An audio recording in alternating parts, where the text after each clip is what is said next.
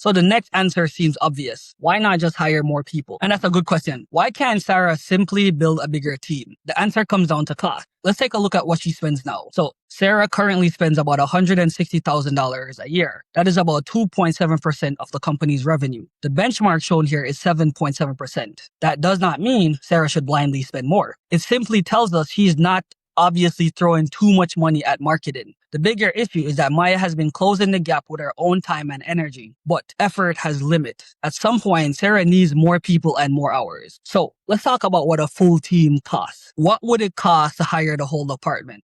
About $647,000 a year in this example. That covers the salaries, that covers the benefits, and the tools the team would need. Sarah spends about $165,000 today. A full team would cost almost 4 times that amount. And that gives us the key point. Sarah can afford to use the department, but she cannot afford to employ the entire department. Now, I must admit, this is not for every business. And so I need to be honest about who this is for. Many small businesses spend less than $12,000 a year on marketing. A company like that would not buy a $60,000 service. It would just be too much. This is mainly for growing companies that already spend serious money on marketing because marketing helps bring in customers. So the money for these companies already exists. Sarah is already spending the money. It's just spread across salaries, vendors, and software. So this is not asking her to find a brand new budget. It's asking a simpler question. Could the same money buy a better setup? But before we answer that, we need to understand why the things she already buys have not solved the problem. Why don't agencies, freelancers, and software fix it? Why do the normal options keep leaving Sarah in the middle? Sarah typically has 3 choices. She can hire an agency. That agency may do one thing very well,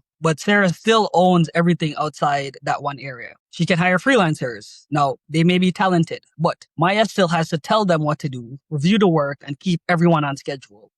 Or Sarah can buy more software. The software may make the work faster, but it does not become the person in charge. Every choice solves a piece. The rest comes back to Sarah and Maya. So Sarah is not short of people making things. She's short of one clear plan connecting it all. Let's talk about what this is not. Before we describe a better model, let's be clear about what this isn't. It's not about another part-time employee. That would still leave one person holding too much. It's not about the cheapest workers you can find online.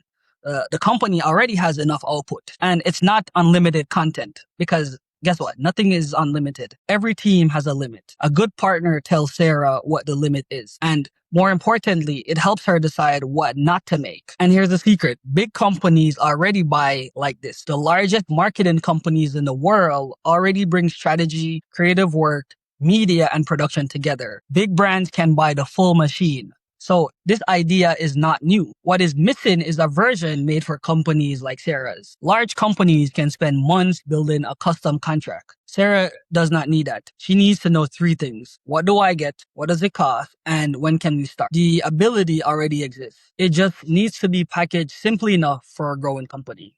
Large brands already learn something useful. They often keep the important decisions close to the company. Then they use outside teams to help do the work. In simple terms, keep the thinking close, rent the team behind it.